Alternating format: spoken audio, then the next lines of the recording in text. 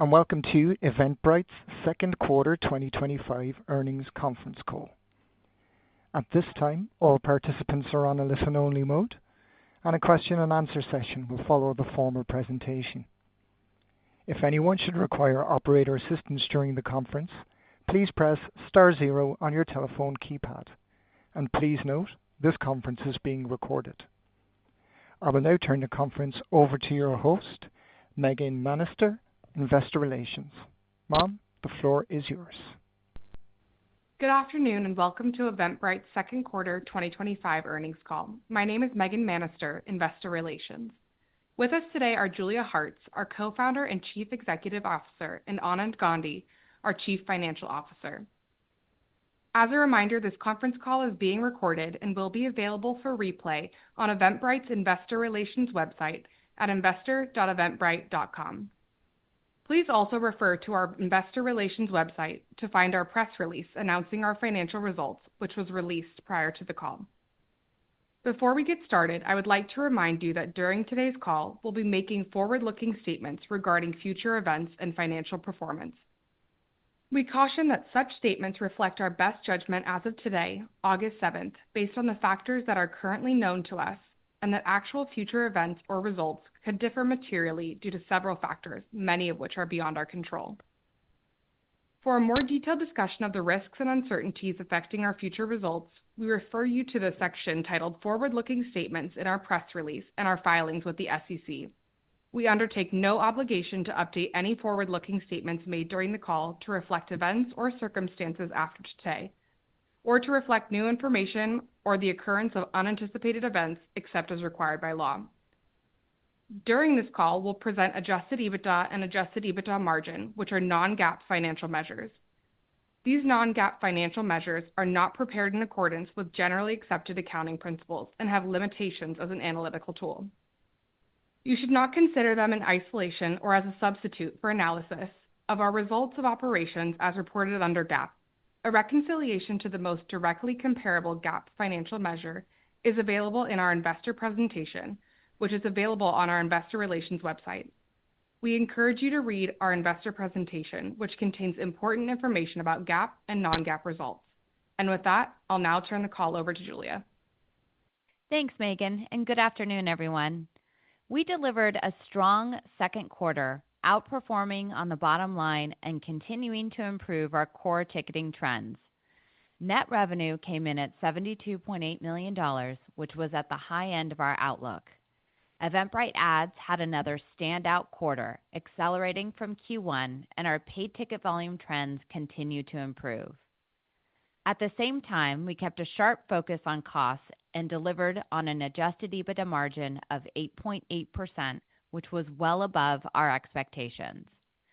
Together, these results show that our strategy is working and that we're making meaningful progress toward returning to growth. We started the year focused on stabilizing our core ticketing business, and in Q2, we made measurable progress. Year-over-year declines in paid creators, paid events, and paid ticket volume all improved compared to Q1, which is evidence that the recovery is gaining momentum. The positive trends we saw in Q2 gained significant momentum as we entered Q3. While we'll provide a more detailed update in our next call, we're encouraged by the initial signals we saw in July. As a proof point of our stabilization, paid creators and paid ticket volume were very close to flat year-over-year in July. This is a powerful signal that our recovery is taking hold, and it reinforces our confidence that we're on a clear path to resume paid ticket growth as we exit the year. While paid transacting creator volume is improving in line with expectations, the average number of paid tickets sold per creator is lower than we anticipated. We view this as a short-term mix issue. We're addressing this with product and go-to-market support to lift productivity and drive higher ticket volumes in the back half of the year. Anand will cover in more detail how this impacts full-year revenue expectations. In addition to growing ticketing revenue to strengthen our business and sharpening our operating discipline to increase productivity, we're advancing the long-term strategy that will power durable momentum on both sides of our marketplace and accelerate the flywheel between creators and consumers.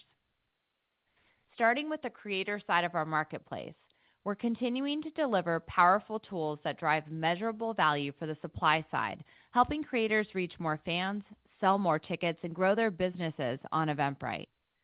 In late June, we launched Lineup, a new tool built for music organizers and venues to better showcase their events and attract fans across top discovery platforms. Creators can now add rich artist profiles to their listings and automatically publish them in places like Spotify, Fans in Town, and Google, making it easier for fans to find and connect with the events they love. We're also seeing strong momentum with Eventbrite ads. Since launching in 2022, this product has become a key growth lever, not just for us, but also for our creators. It's now a meaningful driver of high-margin revenue and a clear signal of the platform's ability to grow audiences for both paid and free events. Over the past year, we've dramatically reduced the cost of high-intent ad clicks and expanded the product beyond the U.S. to the UK, Canada, and Australia. Adoption continues to grow as more creators see great results. One example is Rum and Music Events, a Caribbean-based organizer with events in New York and Miami.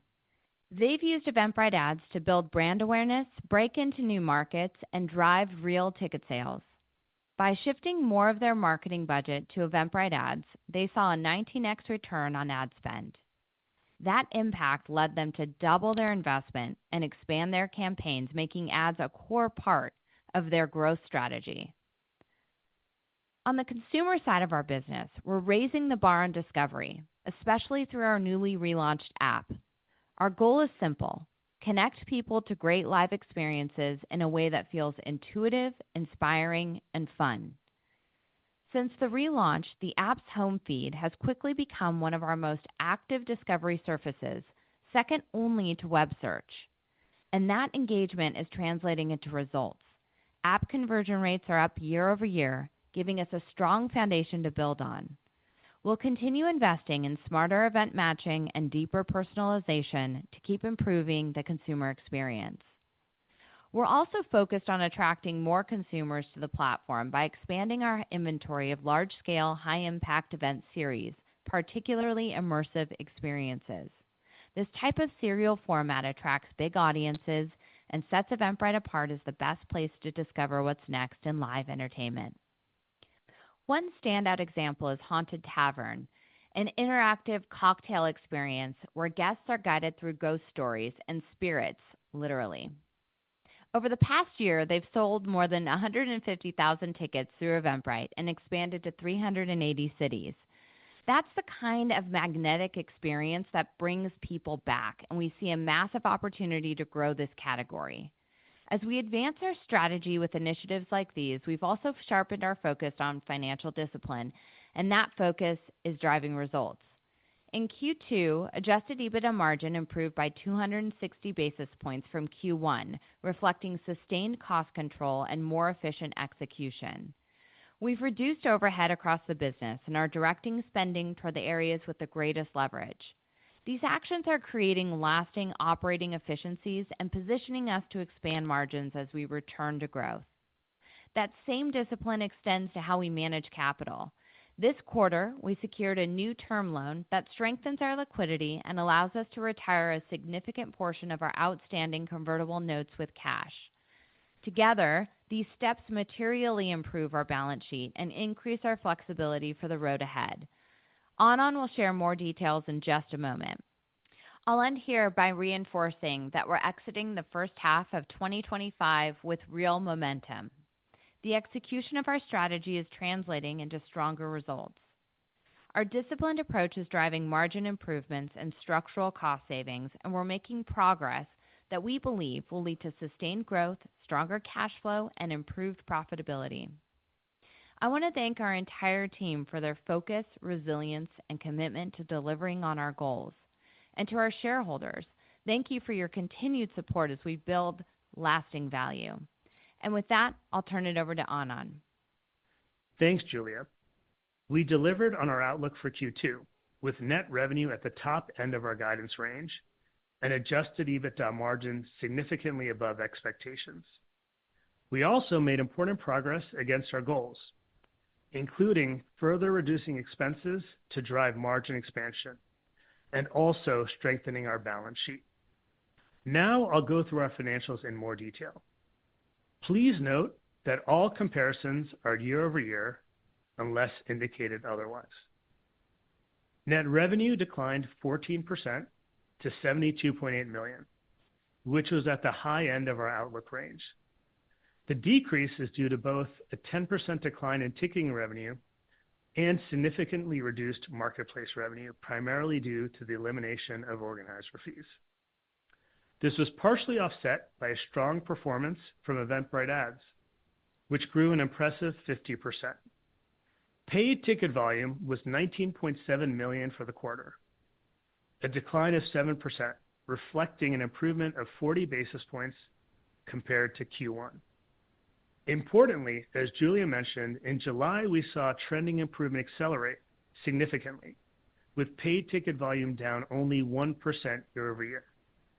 We're encouraged by this early signal and look forward to providing a complete update on the full quarter when we report Q3 earnings. We've seen consistent sequential improvement in year-over-year trends in paid creators, paid events, and paid tickets since eliminating organizer fees in September of 2024.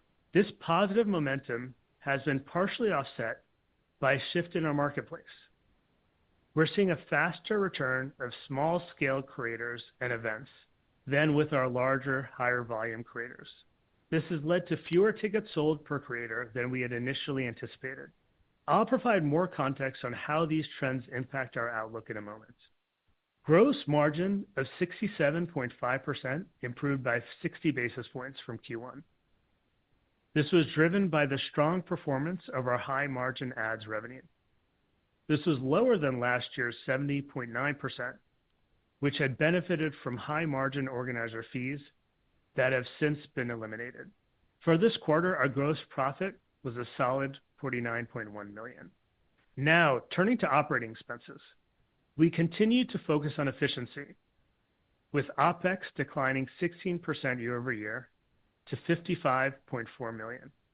Q2 OPEX reduced even further by 22% when excluding a one-time $4.4 million litigation settlement benefit in the prior year on a non-GAAP basis.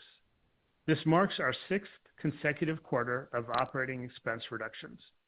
We sharpened our focus on the bottom line by pursuing structural improvements to our cost base, and we expect these actions will deliver sustainable benefits for the company.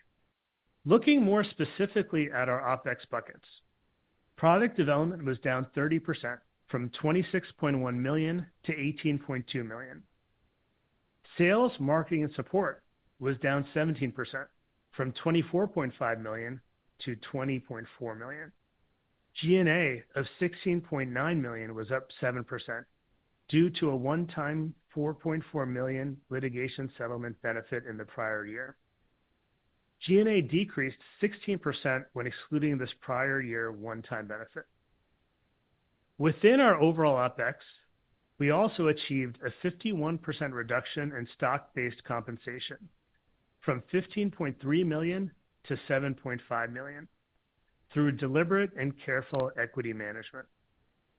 Q2 net loss of $2.1 million compares to a net income of $1.1 million in the prior year, primarily due to a one-time $8.3 million litigation settlement gain recognized in Q2 2024. Excluding this gain, Q2 net loss improved year-over-year. Adjusted EBITDA was $6.4 million in Q2, representing an 8.8% adjusted EBITDA margin, well ahead of our outlook. This included a modest benefit from an adjustment to annual incentive compensation expense. Now, turning to the balance sheet. We ended the quarter with cash, cash equivalents, and restricted cash of $538.5 million. Our available liquidity stood at $248 million, an increase of $7 million from the end of Q1. We're also pleased to share two significant developments that further strengthen our financial position. First, we've secured a new $60 million term loan to proactively bolster our balance sheet and provide additional liquidity in preparation for fully retiring our convertible notes outstanding in September 2026. This term loan provides us with greater financial flexibility and security for the next 4 years at an attractive cost of capital of SOFR plus 250 basis points. Second, we've reached agreements to repurchase $125 million of our total $213 million September 2026 converts, below par at 94 cents on the dollar. We also plan to retire the remaining $30 million outstanding of our 2025 converts this December, after which the remaining $88 million of our 2026s and the new $60 million term loan will represent our only debt outstanding. Now I'll provide some context on how we're thinking about outlook. As Julia mentioned, we have seen consistent sequential trending improvement in paid creators and paid tickets, which has accelerated significantly in July. Our paid creator volume is now recovering in line with our expectations. However, average tickets sold per creator has been slower to recover. This shift towards smaller events and lower volume creators returning ahead of larger ones has created a gap to our initial revenue outlook for the year. Despite this, our recovery continues to build momentum, and we view this as a short-term mix issue that we're proactively addressing. Let me walk you through how we're executing here. First, on the marketing front, we're prioritizing high-value self-sign-on creators. We're driving quality traffic to the most compelling events, boosting visibility where we know demand is greatest. Second, in sales, we're targeting large creators in key verticals and helping them scale by upselling ads. This allows us to unlock incremental demand and monetize it more effectively. Third, our product team is helping creators better leverage our marketplace. We're empowering our creators with smarter tools to grow their audience and revenue, things like demand generation, marketing automation, and insights that help increase ticket sales. We're also focused on increasing adoption to help more creators leverage these tools to drive growth. Specifically, we're investing in 3 high-impact product areas. First, consumer discovery tools. Second, ads and premium email campaigns. And third, paid social advertising to extend reach beyond Eventbrite. Together, these actions reinforce the unique value we drive for our creators through the flywheel of our two-sided marketplace. Now, with this context, I'll share more details on our outlook. For Q3, we expect net revenue between $70 and $73 million, and an adjusted EBITDA margin of approximately 7%, excluding non-routine items. Looking at the full year, we expect to achieve monthly year-over-year growth in paid ticket volume by the end of the year, driven primarily by the strength we're seeing in paid creators. Due to the mix shift we described earlier, we're updating our full-year revenue outlook to a range of $290 to $296 million. And importantly, as a result of our significant OpEx reductions, we're raising our outlook for full-year adjusted EBITDA margin to approximately 7%, excluding non-routine items. Summing things up, our results demonstrate solid execution, delivering accelerated trending improvements in paid creators and paid events, along with greater operational efficiency. Our continued progress in reducing operating expenses is driving structural improvements to our cost base and substantial margin expansion, positioning us to generate greater cash flow as we return to growth. This disciplined execution, combined with our strengthened balance sheet, provide us with a solid foundation for sustained, profitable growth long term. And now we'll open it up to your questions. Thank you. At this time, we will be conducting our question and answer session. If you would like to ask a question, please press star 1 on your telephone keypad. A confirmation tone will indicate your line is in the question queue, and you may press star 2 if you would like to remove your question from the queue. For participants using speaker equipment, it may be necessary to pick up your handset before pressing the star keys. One moment, please, while we poll for questions. Thank you. Our first question is coming from Dae Lee with JP Morgan. Your line is live. Great. Thanks for taking the questions. I have two. The first one, you mentioned strong acceleration in paid creators and paid ticket growth in July. Just curious to hear what drove that and any reasons why that momentum cannot continue into the back half. And then secondly, on the mixed impact that you're talking about from creators, are there any changes in the competitive or overall event landscape that might be affecting this as well outside of your focus on higher margin self-sign-on creators?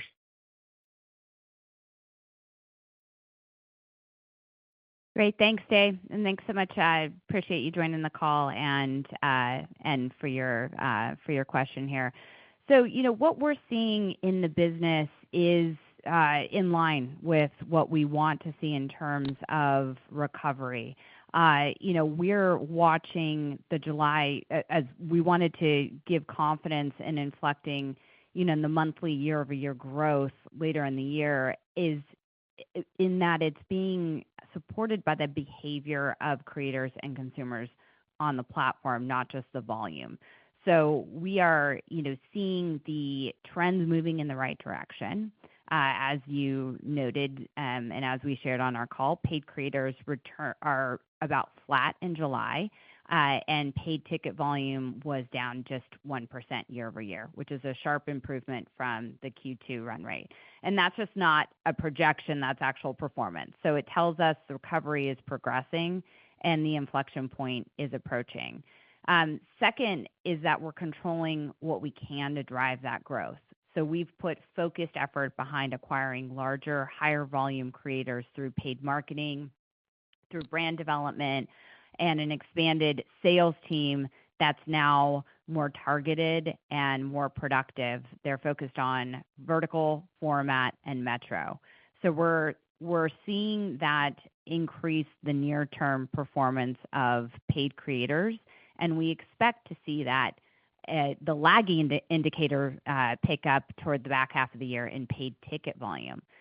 We're also seeing success with more consistent upselling motion that's driving greater adoption of Eventbrite ads, and that matters because it's helping creators sell more tickets while also increasing our monetization.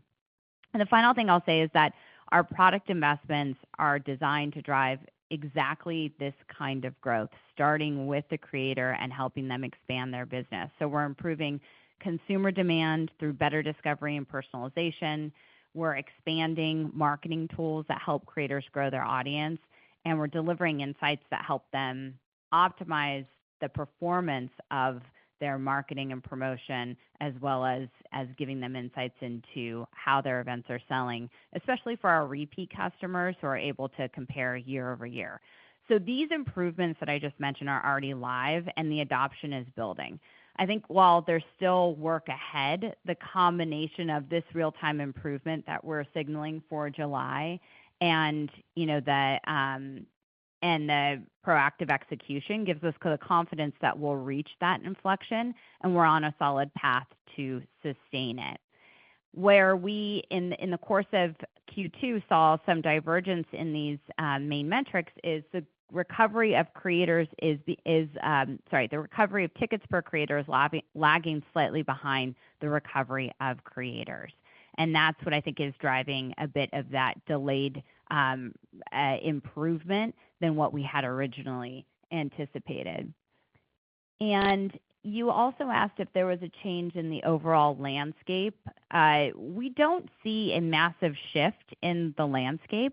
We think that Eventbrite is well positioned within the mid-market, and we are the number 2 largest trafficked live experience and ticketing destination out there. We think that we're able to compete against many smaller players as well as larger platforms with our product, focusing on helping creators build their businesses on Eventbrite and sell more tickets. Our marketplace, helping to drive nearly 40% of the ticket volume through our targeted consumer efforts. And third, through our brand affinity and the ubiquity that Eventbrite has with live experiences.